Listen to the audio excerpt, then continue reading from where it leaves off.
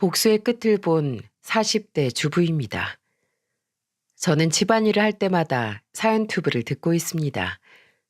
사연튜브에 나오는 사연을 들을 때마다 저는 매번 온갖 나쁜 놈들은 여기 다 모였구나 하며 개탄을 금치 못했죠.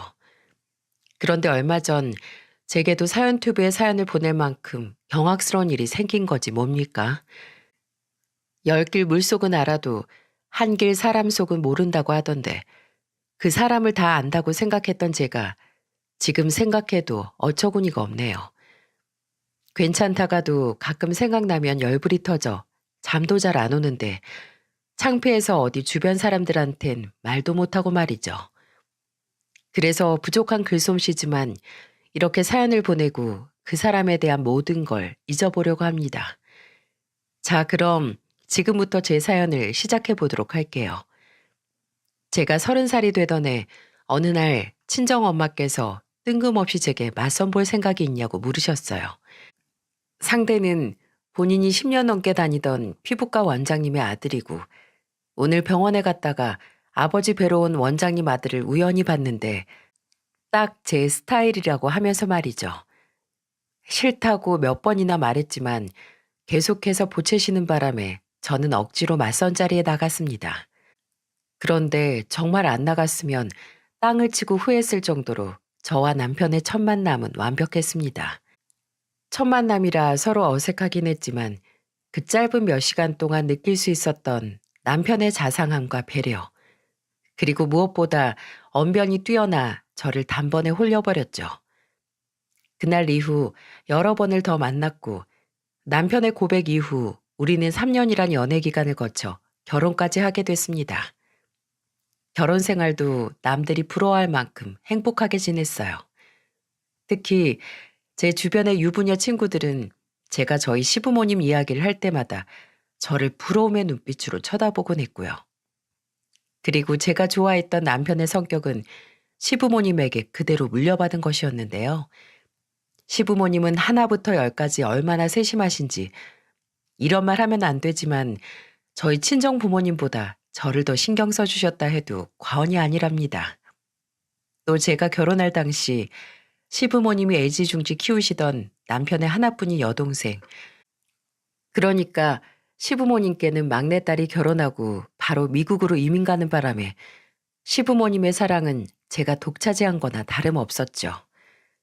그래서인지 제가 시댁에 놀러라도 가는 날이면 시부모님께서는 귀한 손님은 편히 앉아만 있어라 하시고 허드렛 일은 다 제 남편만 시키셨는데 그런 모습도 시부모님이 제 편이신 것 같아 괜히 기분이 좋았습니다. 시부모님 그리고 자상한 남편 덕에 결혼 생활 내내 마음이 편했던 저는 결혼한 지 1년 만에 첫째 아들을 낳고 3년 뒤에는 둘째 아들을 낳았어요. 시부의 말씀대로라면 남편 집안은 남자가 귀한 집안인데 제가 아들을 연달아 2명이나 낳았으니 시부께서는 세상을 다 가지신 듯 좋아하셨죠. 그리고 하루라도 손자들을 안 보면 눈앞이 아른거린다고 하셨는데 그런 마음을 참고 참으셔서 일주일에 3번 정도는 우리 집에 오셔서 아이들과 함께 놀아주기도 하셨고요. 시부모님이 집에 자주 오면 부담되지 않냐 하실 텐데 아니요. 저는 오히려 시부모님이 집에 오시는 게 너무 좋았습니다. 제 시부모님은 집에 오실 때마다 저한테 용돈도 주시면서 친정 부모님을 뵙고 오거나 친구들이랑 놀고 오라고 해주셨기 때문이죠. 정말 저는 복받은 며느리였습니다. 그리고 가와 만사성이라고 집안이 화목하니 남편의 일도 잘 풀리기 시작했어요. 제가 둘째를 낳았을 때쯤 남편은 서울의 성형외과를 개업했는데 남편이 실력도 좋고 입소문도 났는지 단기간에 병원을 찾는 사람들이 많아졌습니다. 남편이 성형외과를 개업하기 전까지 저는 병원장 며느리일 뿐이었는데 이제는 병원장 아내로 사모님 소리를 듣게 됐죠. 그렇게 시간은 흘러 첫째 아들이 초등학교에 들어가고 둘째 아들이 어린이집에 갈 나이가 되니 저는 드디어 고정적인 자유시간이 생겼습니다. 그간 시부모님께서 자주 들려주시긴 하셨지만 시부모님 시간 되실 때 오신 거여서 제 자유시간은 들쭉날쭉했거든요. 아이들을 학교와 어린이집에 보내고 오전 시간이 여유로웠던 저는 문득 남편이 운영하는 병원에 사람이 많아 점심시간도 잘 지켜지지 않은 채 진료를 보고 수술한다는 이야기가 생각났습니다. 생각해보니 몇 개월간 남편 병원에 가보지도 못했는데 그날은 시간도 있겠다. 저는 김밥, 샌드위치, 과일 등 남편과 직원들의 도시락을 챙겨 병원으로 갔어요. 그런데 제가 간 날은 유독 한가했는지 점심시간이 다가오지도 않았는데 병원이 한산하더라고요. 사모님, 안녕하세요. 네, 안녕하세요. 미숙 씨 오랜만이네요. 우리 지난번에 먹었던 그 레스토랑 또 가기로 했는데 아직도 못 갔네요. 미숙 씨 요즘 너무 바쁜 거 아니에요? 바쁘긴요. 제가 요즘 몸이 좀 안 좋아서 사모님께 따로 연락도 못 드렸네요. 그런데 오늘은 원장님 뵈러 오신 거예요? 아, 원장님만 보러 왔다기보다는 남편이 요즘 하도 바빠서 점심도 못 먹으면서 진료 본다길래 도시락 좀 싸와봤어요. 그런데 어디 갔나 봐요? 아, 네. 오늘 세미나 있으셔서요. 오늘은 원장님은 오전 휴진이세요. 그래요? 나한테는 별말 없었는데. 그럼 같이 도시락 먹어요. 넉넉히 챙겨왔으니까 다른 직원분들도 하나씩 챙기고요. 미숙이는 남편이 병원 개업했을 초창기부터 함께한 직원입니다. 남편이 말하기론 일도 잘하고 항상 밝은 인상이어서 그런지 병원을 찾아주시는 분들에게도 칭찬이 자자하다고 하더군요. 또 미숙이는 저랑 단둘이 밖에서 종종 만나는데 밖에서 볼 때는 언니 동생으로 부르곤 했죠. 그리고 실제로 제 동생이랑도 나이가 비슷해서 그런지 더 챙겨주고 싶은 마음이 들곤 했습니다. 그런데 오늘은 이상하게 미숙이 표정이 전처럼 좋지는 않더라고요.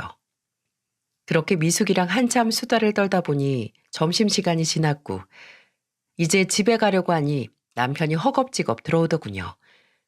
그런데 절 보고는 무슨 귀신 보듯이 화들짝 놀라는 게 아니겠어요? 여보, 어쩐 일이야? 아휴, 깜짝이야. 왜 소린 지르고 그래? 당신 밥도 못 먹고 일한다고 하길래 도시락 챙겨왔었지. 그런데 세미나 갔다던데 이렇게 빨리 왔어? 당신 세미나 하면 보통 저녁 늦게나 끝나지 않나? 아, 그건 세미나마다 다르지. 오늘은 오전 일찍 시작해서 일찍 끝났어. 이제 집에 가는 거지? 조심히 들어가. 이제 막 인사했는데 조심히 들어가라며 제 등을 미는 남편이 뭔가 미심쩍긴 했지만 곧 오후 진료 시작하는 시간이라 그런가 하고 그날 전 바로 집으로 돌아왔습니다. 그리고 며칠 뒤 저는 제 남편에게 성형 상담을 받고 싶다던 친구와 함께 다시 병원을 찾았습니다. 그런데 몇 년 동안 같은 자리에서 반갑게 맞아줬던 미숙이가 보이지 않았고 남은 직원들이 허둥대며 미숙이의 빈자리를 채우고 있더군요.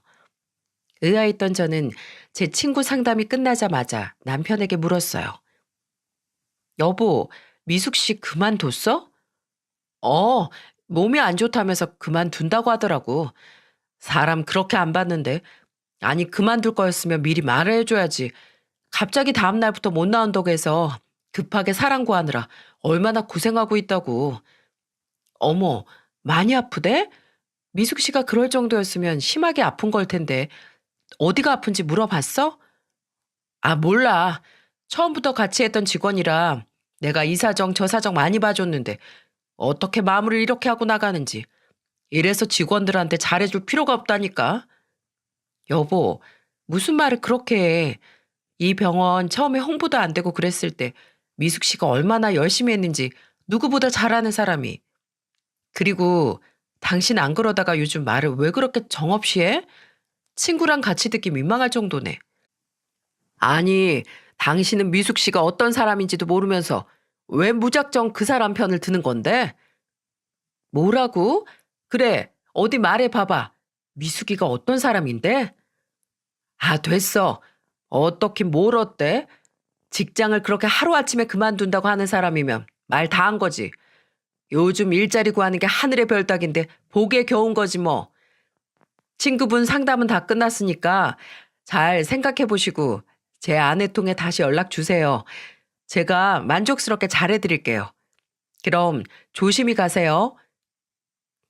제게 늘 미숙이만큼 일 잘하는 직원이 2명만 있어도 병원 하나를 더 세울 수 있다며 칭찬을 아끼지 않던 사람이었는데 남편의 갑자기 확 변해버린 태도에 전 이해하지 않을 수 없었습니다. 그리고 남편 말대로 인수인계할 사람도 뽑아놓지 않고 돌연 관둔다고 나가버린 미숙의 행동도 이해가 되지 않았죠. 그래서 전 집으로 돌아가 미숙이에게 전화를 걸었어요. 그런데 진짜 무슨 일이라도 있는 건지 미숙이는 제가 수없이 남긴 부재 중에도 전화 한 통 걸려오지 않았습니다. 그리고 심지어 나중에는 제 번호가 차단되기라도 했는지 통화 연결음이 한두 번 울리고는 바로 상대가 전화를 받을 수 없다며 끊겨버렸죠. 옛말에 든자린 몰라도 난자린 티가 난다고 미숙이가 갑자기 그만두니 덩달아 남편도 많이 바빠졌어요. 남편은 야근하고 집에 들어올 때마다 미숙이의 욕을 어찌나 하던지요. 처음에는 남편 말을 듣다 보니 저도 감정이입이 됐습니다. 그래서 저랑 개인적인 친분도 두터웠고 둘만의 추억들도 있었는데 제게 아무 말도 없이 관둔 미숙이가 미웠죠. 그런데 왜 좋은 얘기도 여러 번 하면 듣기 거북한데 남편이 저렇게 시도 때도 없이 얘기하니 이제는 미숙이를 떠올리기도 싫어지더군요. 그렇게 남편의 미숙이 욕은 미숙이가 그만두고 한 달쯤 지나서야 멈췄습니다. 그리고 며칠 뒤 저는 남편 병원 근처에서 브런치 모임이 있어 나갔다가 생각보다 빨리 끝나는 바람에 남편 병원 직원들에게 줄 간식을 사서 병원으로 갔죠. 그때가 오후 진료 시작 15분 전이었는데 다들 밥 먹느라 아직 안 들어왔는지 병원이 조용하더군요. 저는 기다리면 오겠지 뭐 하는 생각으로 대기실에 앉아 있었는데 병원 끝쪽 탕비실에서 남편이 껄껄거리면서 웃는 소리가 들리더군요. 남편은 혼자 밥 먹는 걸 좋아해서 직원들이 밥 먹으러 나가면 간혹 탕비실에서 혼자 밥을 먹곤 했는데 저는 그날도 그런 줄 알았습니다. 하지만 탕비실 근처로 가보니 웬 낯선 여자의 웃는 목소리도 들리는 게 아니겠어요? 저는 순간 이게 뭔가 싶어서 탕비실 문을 확 열어젖혔죠.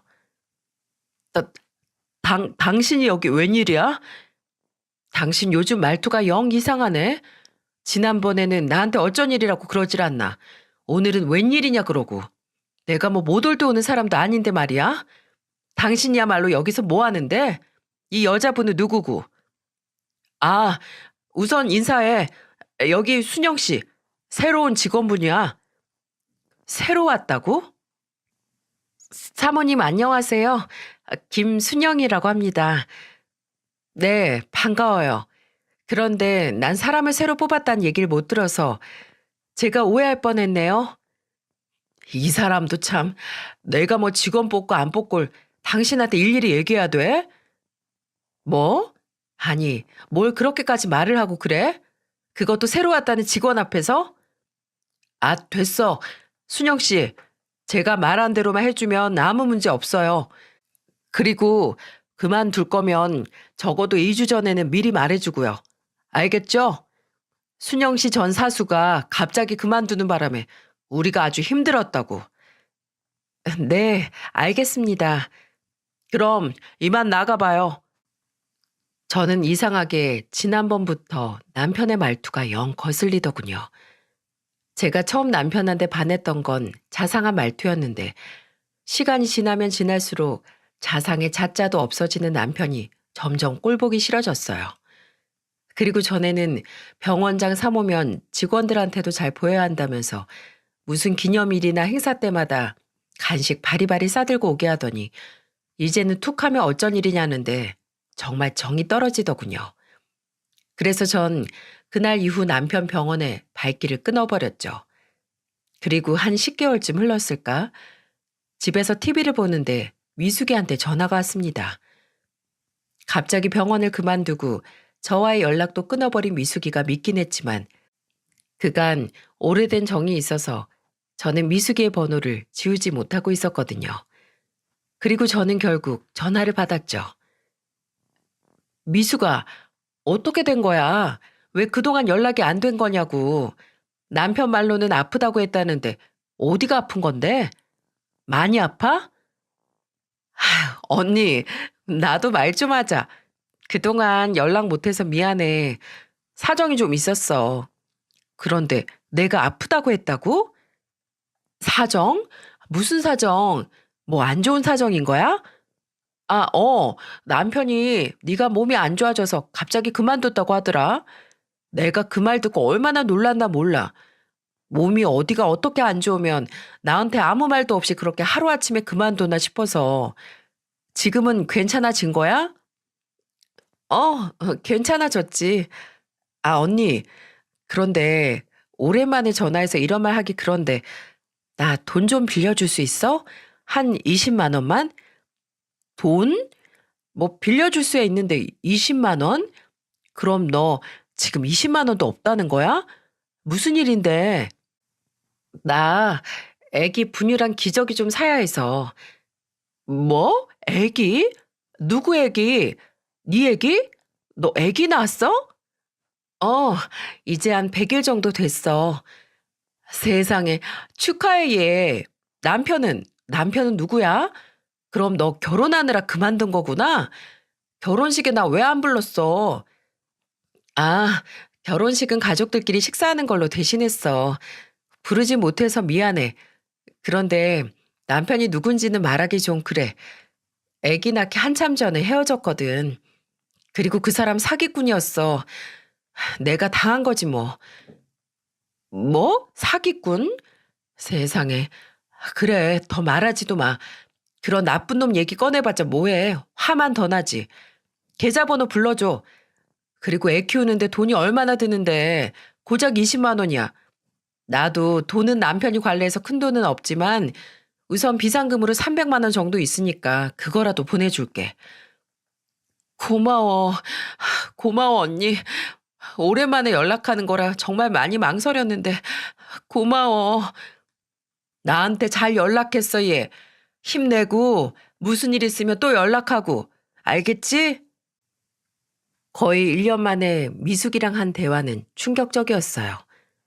남편 병원을 그만두기 전까지만 해도 남자친구가 있다는 이야기는 들어본 적이 없는 것 같은데 언제 결혼하고 또 아이까지 낳았는지 그간 미숙이한테 무슨 일이 있었는지 도통 감이 잡히질 않더라고요. 그리고 얼마 후 미숙이에게 또 전화가 왔습니다. 이번에는 우리 집 근처로 오겠다며 만나자고 하더군요. 그래서 전 흔쾌히 수락했고 집 앞 카페에서 미숙이를 기다렸죠.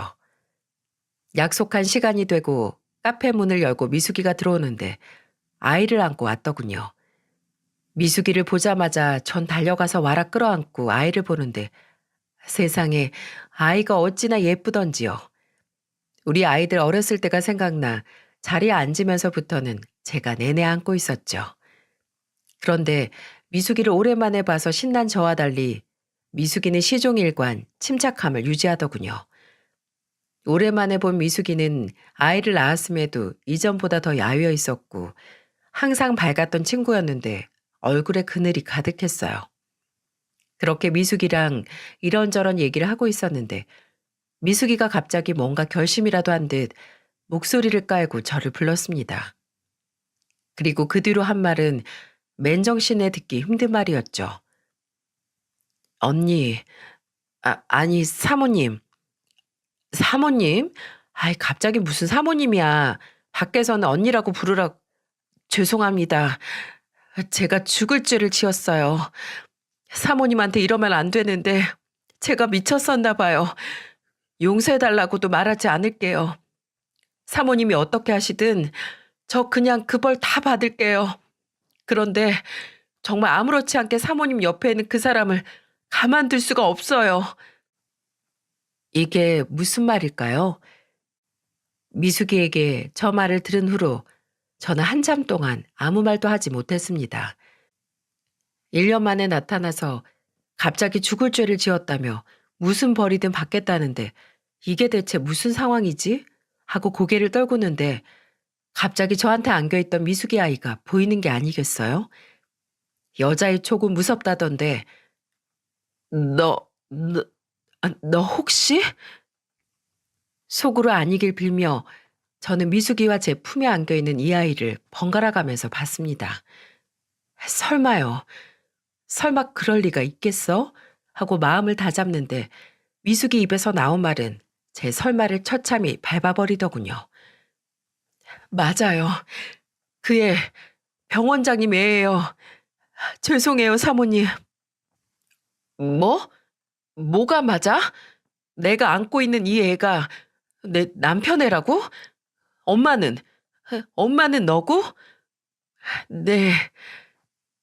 나지막이 네라고 대답한 미숙이를 보고 있자니 저는 갑자기 괘씸함과 분노가 밀려오더군요. 그리고 아이를 잡고 있던 한 손을 풀어 미숙이의 뺨을 내리쳤습니다. 그런데 미숙이는 제게 맞을 걸 각오라도 했다는 듯 아무 미동 없이 바닥만 보고 있었죠.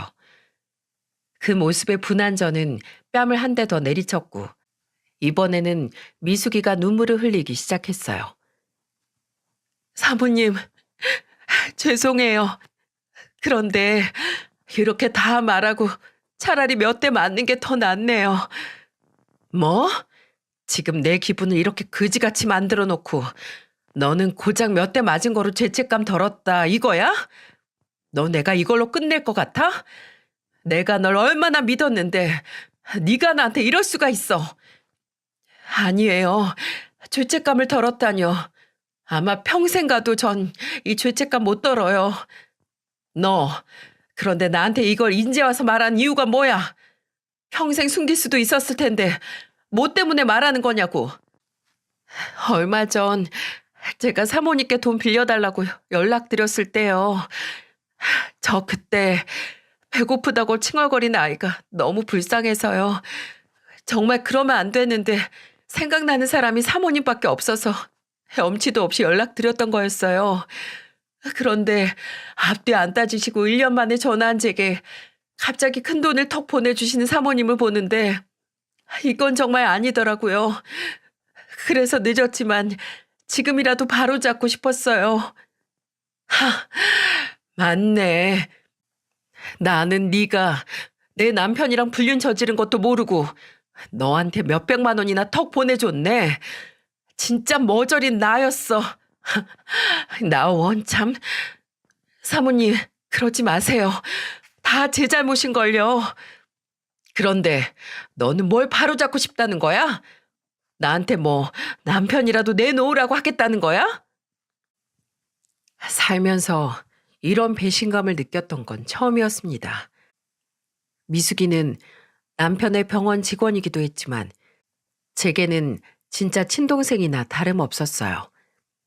그래서 1년 만에 돈 빌려달라고 온 연락에도 기꺼이 보내줬는데 이런 제 진심도 모르고 제 뒤에서 남편이랑 불륜이나 저지르고 있었을 생각을 하니 피가 거꾸로 솟는 기분이었죠.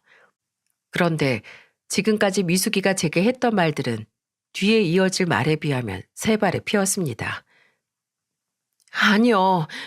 남편을 내놓으라뇨. 솔직히 말하면 사모님 남편 조도 안 가질 사람이에요. 뭐? 조도 안 가질 놈이랑 불륜은 왜 저지르는데? 너 지금 나랑 장난하니? 저도 피해자니까요. 그래서 바로잡고 싶은 거예요. 사모님, 제가 비밀 하나 알려드릴까요?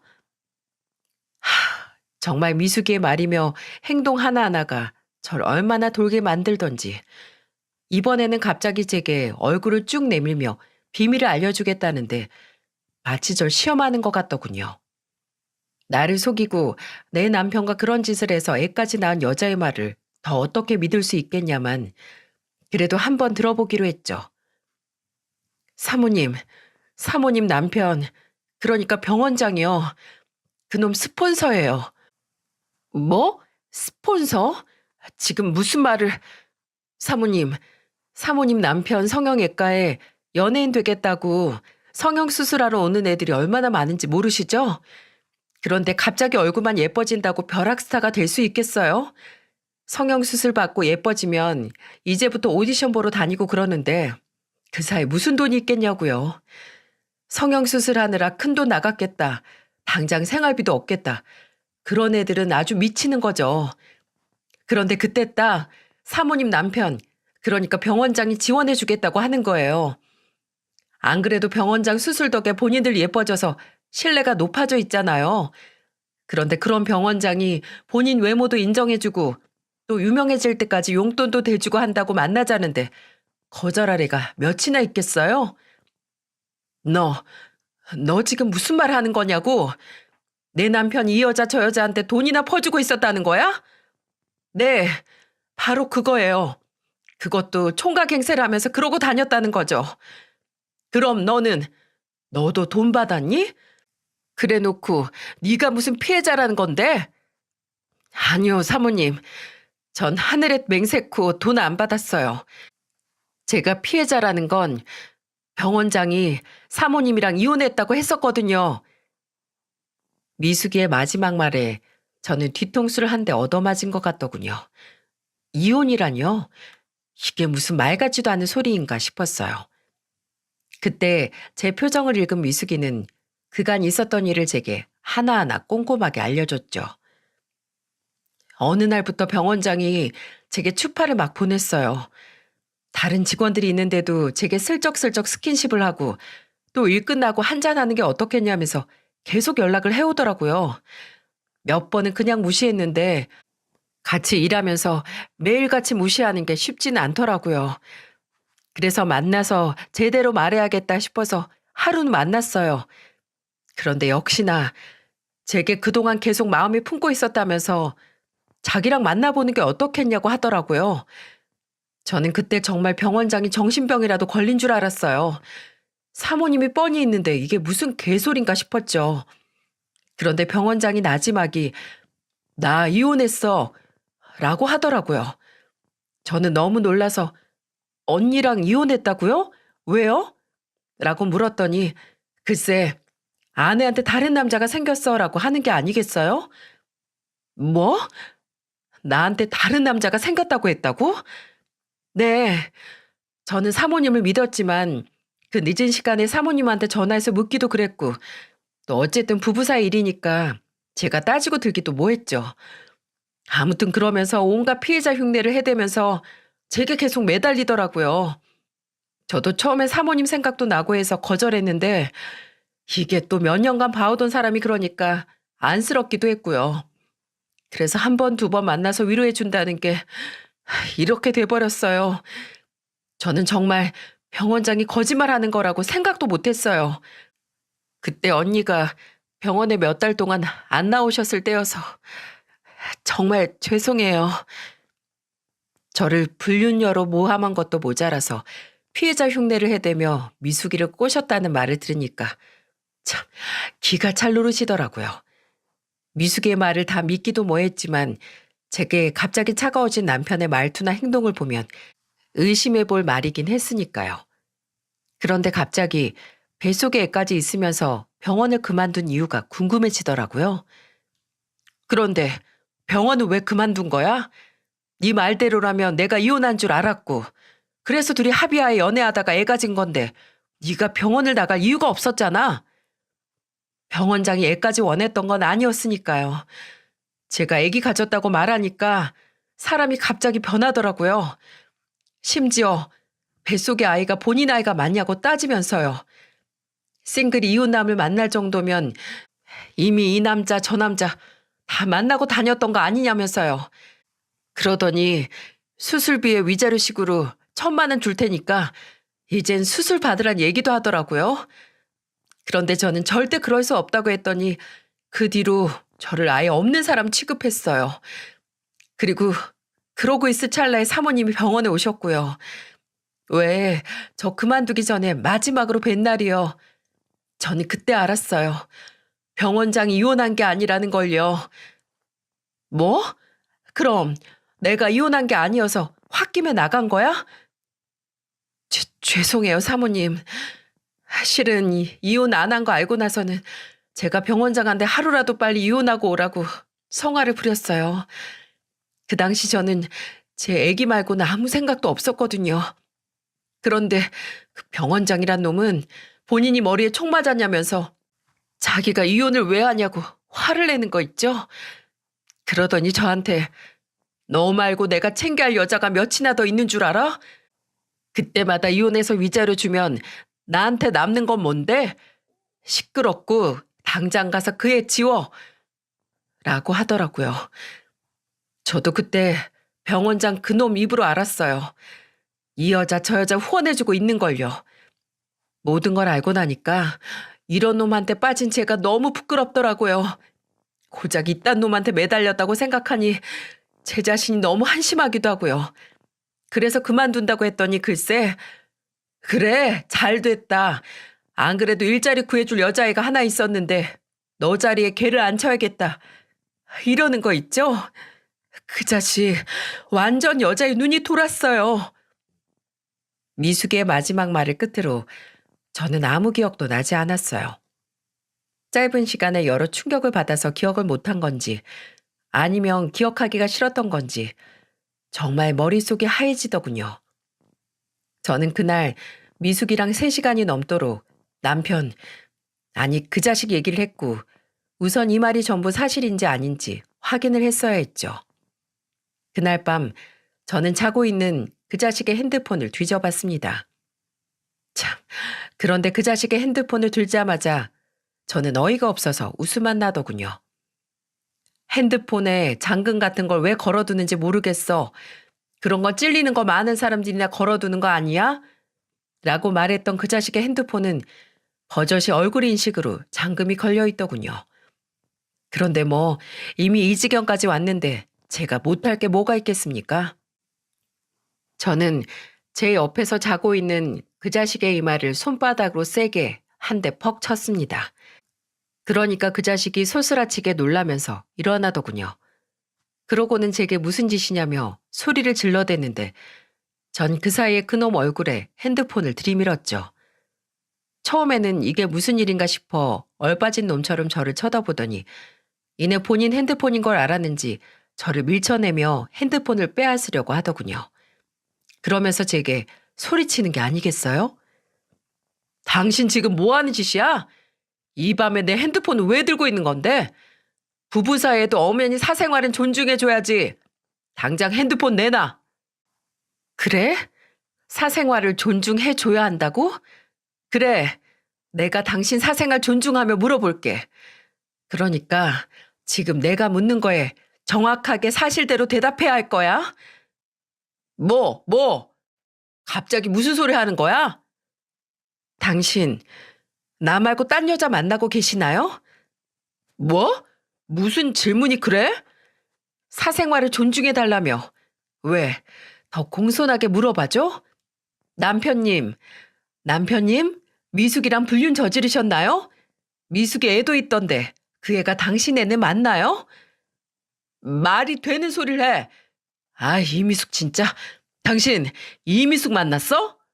그 스토커. 걔 내 스토커야. 걔랑 불륜은 무슨 불륜? 당신이 속고 있는 거라고. 어디서 누구 애인지도 모를 애 임신해서는 내 애라고 우기는데 내가 얼마나 골치 아팠는 줄 알아? 걔 완전 정신 이상자야. 그래? 내가 그 말 믿어도 돼? 여기서 거짓말하는 거면 당신 나중에 국물도 없어?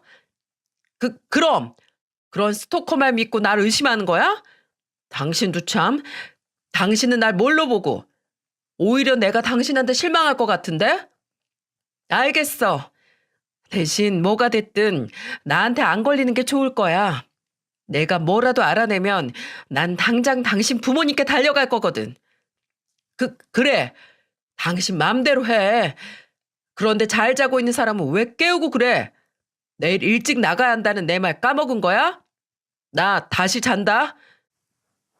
뻔뻔하게 나오는 남편 놈을 보고 있자니 어찌나 약이 오르던지. 그런데 참 저도 저라고 남편 놈이 저렇게 우겨대니 남편 말을 믿어보고 싶긴 하더라고요. 솔직히 말하면 제게도 아이가 2명이나 있으니 그 당시에 이혼이 부담되긴 했거든요. 차라리 남편 놈이 끝까지 아니라고 우겨줬으면 싶기도 했던 것 같네요. 남편 말대로 미숙이가 진짜 스토커였으면 좋겠다 싶기도 했고요. 아마 이래서 남편의 불륜을 알고도 모른 척 넘어가주는 여자들이 생기는 거구나 싶었습니다. 그렇지만 반대로 생각해보니 이 모든 게 사실이라면 이런 몹쓸 놈, 품 안에서 제 자식들을 키울 수 없는 노릇 아니겠어요? 이런 여자의 미친 정신 나간 놈이라면 하루빨리 제 애들한테서 떼어놓는 게 엄마가 할 몫이니까 말이죠. 다음 날 저는 친자 확인 검사를 예약했어요. 그리고 예약날 저는 남편의 칫솔을 챙겨 친자 확인해주는 기관으로 갔고요. 그리고 사전에 미숙이도 그곳으로 아이를 데리고 오라고 했습니다. 남편의 말이 맞다면 미숙이가 샘플을 조작할 수도 있다고 판단했던 저는 그 자리에서 직원의 도움을 받아 미숙이 아이의 입에 면봉을 넣고 샘플을 채취했어요. 그리고 이틀 정도 뒤에 검사 결과를 받았는데 정신 이상자는 미숙이가 아닌 제 남편 놈이란 걸 확실하게 알 수 있었죠. 네, 맞습니다. 미숙이가 데려온 그 아이가 제 남편 놈의 친자식이 맞더군요. 세상에 아무리 불륜이라지만 제 친자식을 낳은 여자를 스토커, 정신 이상자로 몰아가는 게 말이나 되는 소리입니까? 게다가 본인 아이가 맞냐고 미숙이를 몰아붙이고 그리고 뭐요? 싱글이 이웃남을 만날 정도면 이미 이 남자 저 남자 다 만나고 다녔던 거 아니냐고요? 나 참 어이가 없어서 아내가 있고 애가 둘이나 있는 놈이 이웃남인 척 싱글 여자 만나 임신시켜놓고 모른 척 배째라는 건 인간이 할 짓인가요? 제가 미숙이를 옹호하는 건 아니지만 정말 제가 살 맞대고 자던 놈이 이런 저질 같은 사람이었다고 생각하니 그 인간한테 닿았던 제 살들이 다 쭈뼛쭈뼛 서는 것 같아 소름이 끼치더군요. 저는 그 길로 친자 확인서를 들고 시부모님께 갔습니다. 그 당시 시부께서는 병원을 정리하시고 시모랑 전원주택에서 살고 계셨는데요. 그 조용하고 평화롭던 곳이 제 등장으로 인해 산산조각났죠. 영희야, 네가 이 시간에 여긴 무슨 일이니? 아버님께 보여드릴 게 있어서 왔어요. 저는 가방에서 친자 확인 결과 보고서를 꺼내 시부모님께 보여드리며 이렇게 말했습니다. 한쪽은 아버님 아들이고 한쪽은 아버님 아들의 자식이에요.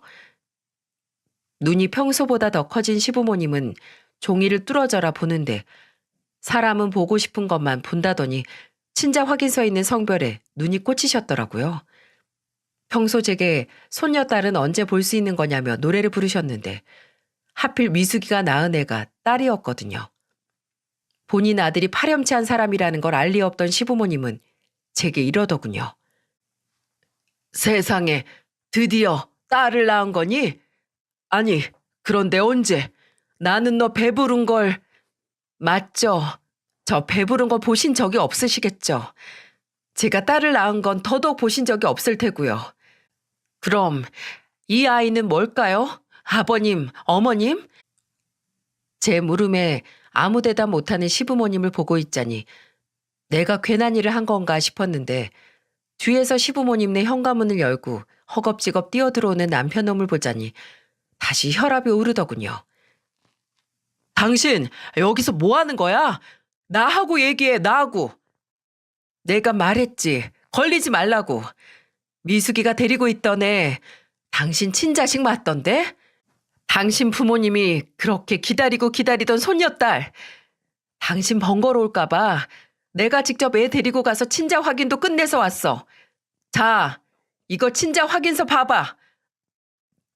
당신... 제 말이 끝나기 무섭게 시부는 본인의 몸을 던져 남편 놈을 때리기 시작하시더군요. 시모는 아예 할 말을 잃으셨는지 바닥에 주저앉아 친자 확인서만 보고 계셨고요. 정말이지 시부모님께는 죄송했는데 그래도 매도 먼저 맞는 게 낫다고 뒤이어 터져나올 일들도 제가 하나하나 알려드렸어요. 아버님, 진정하세요. 아직 할 말이 더 남았거든요. 당신 조용히 하라고. 이따가 나랑 이야기해. 제발 아무 말도 하지 마. 뭘 아무 말도 하지 마. 내가 분명 경고했지. 나한테 걸리지 말라고 말이야. 아버님, 그간 아버님 아들이 성형외과에서 여자 꼬셔가지고 그 여자들한테 돈을 다 대주고 있었더라고요. 그리고 그중 한 명이 순영이라고 지금은 병원에서 일도 하고 있고요. 돈을 주다 이젠 본인 일터로 불러서 여왕처럼 오시며 월급도 주고 있더라고요. 제가 의사 남편 뒀다고 주변에서 그렇게들 부러워하던데 의사 남편이 이런 천하의 쓰레기인 걸 알아도 절 부러워할까요? 아버님 생각은 어떠신가요? 그걸 어떻게 알았냐고 이 자식아? 당신이 미숙이가 그만둔다고 했을 때 말했다며. 세상 똑똑한 척은 혼자 다 하더니. 아니, 그리고 당신 진짜 사람이야? 미숙이 그렇게 그만두게 만들어 놓고 나한테는 책임감이 없니 뭐니 하면서 그렇게 욕을 해대? 그리고 네가 돈 대주는 여자를 병원에서 일을 시켜? 너 그때 탕비실에서 그 기집애랑 히덕거리고 웃던 것도 거기서 연애질한 거지? 이 천하의 못된 자식아. 너 같은 놈은 내가 절대 그냥 못 둬. 너 더 이상 의사 못할 줄 알아. 여보. 누가 네 여보야? 그 더러운 입으로 나 부르지도 마. 아버님 이 사람이 어떤 사람인지 이제 아시겠죠? 저 이런 사람이랑 단 하루도 못 살아요. 그리고 이런 놈 품 안에서 아버님이 그렇게 애지중지하시는 손자들을 어떻게 키우나요? 안 그래요? 제 말에 더 이상 대꾸할 힘도 없으셨는지 아버님은 휘청거리시는 몸을 이끌고 본인 방으로 들어가셨어요. 그리고 저는 남편놈 손에 이끌려 집으로 왔죠. 집에서도 제게 내내 비는데 그 더러운 모습이 더는 보기 싫더군요. 저는 그놈과 더는 말도 섞기 싫어. 애들한테 이런 걸 보이기 싫으면 당장 집 나가! 라고 소리쳤고 꼴의 지도 아빠라고 애들한테 창피하긴 싫었는지 드디어 집을 나가더군요. 그리고 다음 날 시부모님께서 저를 찾아오셨죠. 영희야, 내가 미안하다. 고작 저런 놈을 아들이라고 낳아놓고 너한테 보낸 거. 내 그게 제일 큰 죄다. 모든 걸 다 알았을 때 네 심정이 어땠을꼬. 다 내 죄다. 다 내가 잘못 키운 죄야. 내 아들 용서하란 말은 안 한다. 대신 네 분 풀릴 때까지 할 수 있는 모든 걸 다 동원해서 네 한 풀거라. 꼭 그렇게 해. 저런 놈이 무슨 남편이고 아빠고 또 병원장이 될 수 있겠니? 모든 곳에서 저런 놈은 수치다. 그리고 오늘부로 나한테도 더 이상 아들은 없다. 나도 그런 자식 내 아들로 두기 싫구나. 그리고 내 손자들한테도 저런 아비는 없어야지. 그래야지. 그러니 네가 혹여라도 저 자식 새치여에 놀아나지 않았으면 좋겠구나. 그 말 하려고 왔다. 아버님, 감사해요. 전 혹시라도 아버님이 그 사람 편 드실까봐, 그럴까봐 정말 걱정 많이 했어요. 그렇게 되면 제가 아버님마저 미워해야 하는 상황이 생기니까요. 정말 제발 그러지 않기만을 바랬는데 정말 감사해요, 아버님. 아니다. 내가 오히려 너한테 미안하고 고맙구나. 저런 놈한테 넘어가지 않아줘서 고마워. 연애 때부터 결혼 생활 내내 언제나 제 편이셨던 아버님은 마지막까지도 제 편을 들어주셨어요. 시부모님께 이 모든 일을 털어내놓기 전까지 친정 부모님께 말씀도 못 드리고 저 혼자 길고 긴 외로운 시간이었어요. 그래서 겉으론 강한 척했어도 속으로는 쉴 새 없이 무너졌던 저였는데 이렇게 시부모님이 제 마음을 알아주시니 저는 다시 한번 일어났습니다. 그리고 우리 모두를 이런 구렁텅이에 빠뜨린 그 자식을 더더욱 용서할 수 없었죠. 그리고 용서할 수 없는 사람이 하나 더 있었는데 바로 미숙이었습니다. 알고 시작했든 모르고 시작했든 알았으며 현명하게 대처를 했어야 하는 거 아닌가요? 나중에 저와 이혼하지 않았다는 걸 알고도 본인의 아이를 위해 되려 이혼하라고 성화를 부렸다뇨. 저에게 모든 사실을 알려주긴 했어도 미숙이 죄가 모두 용서되는 건 아니었으니까요. 미숙이의 상황이 딱하긴 했지만 그렇다고 그냥 모든 걸 덮을 수는 없었죠. 그래서 저는 미숙이에게 한 가지 제안을 했습니다. 제가 그놈이랑 이혼하고 현 상황에서 받을 수 있는 최대한의 위자료를 받아내면 그때 모든 걸 폭로해서 남편 병원을 망하게 해달라고요. 지금 화가 난다고 해서 망하게 만들면 제가 위자료로 받을 게 없어지는 거 아니겠어요? 위자료는 제 몫이니 당연히 받아야 하는 거고 그 자식은 그 병원을 이용해 여러 여자들을 데리고 놀고 상처 줬으니 그 병원 또한 없어져야 맞는 거죠. 저는 시부모님이 구해주신 변호사를 통해 이혼 소송을 진행했습니다. 그리고 동시에 상간자 소송도 진행했죠. 그랬더니 이제야 눈치가 좀 생겼는지 남편 놈이 제게 와서는 본인의 잘못을 줄줄 읊으며 사정사정 하더라고요. 그런데 고작 이런 걸로 취소할 이혼이었으면 시작도 하지 않았겠죠? 저는 공개할 수는 없지만 변호사를 통해 받아낼 수 있는 최대 위자료를 받아냈어요. 그 후 잠잠하던 미숙이는 그놈의 병원으로 찾아가 본인 스스로가 상간녀인 걸 밝히는 대자보를 들고 병원 입구에서 몇 날에 서 있었습니다. 그리고 집으로 돌아가면 인터넷으로 그놈의 만행을 적어 올렸죠. 인터넷의 힘은 무섭다고 미숙이가 적은 글은 순식간에 지역 카페로 퍼져나가면서 얼마 안 가 남편 놈의 병원은 결국 문을 닫았습니다. 그놈은 그렇게 아내 잃고 자식 잃고 직장까지 다 잃었죠. 그리고 어디 그뿐이게요? 이제 본인한테 아들은 없다고 말씀하셨던 시부모님은 실제로도 그놈을 받아주지 않으셨으니 그 자식은 본인의 죄로 인해 부모까지 잃게 됐습니다. 아, 물론 시부모님께 제 아이들을 보는 건 허락해드렸어요. 그놈은 밉지만 그놈과 이혼 소송을 진행하는 동안 시부모님께서는 항상 제 편에서 모든 일을 알아봐주고 진행해 주셨거든요. 그리고 무엇보다 시부모님께서 제 아이들을 사랑하는 마음은 진심인 게 보이고도 넘치셔서 모른 척 할 수 없겠더라고요. 그리고 저는 더 이상 그놈에 대해 생각하지 않기로 했습니다.